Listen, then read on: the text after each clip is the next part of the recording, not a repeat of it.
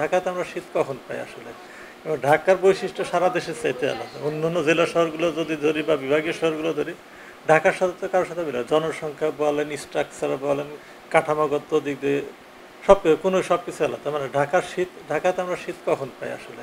যখন দেখি যে বৃষ্টি হচ্ছে শীতের সময়, অথবা আকাশ মেঘলা, আকাশ সূর্যের আলো আসছে না, অথবা একটানা কুয়াশা, এই সময়গুলোতে মনে হয় যে ঢাকাতে শীতের অনুভূতিটা।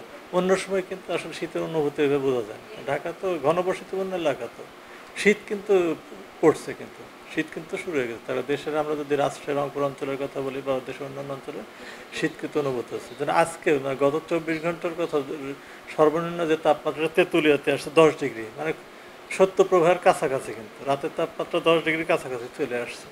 ঢাকাতে আসছে 21 ডিগ্রি।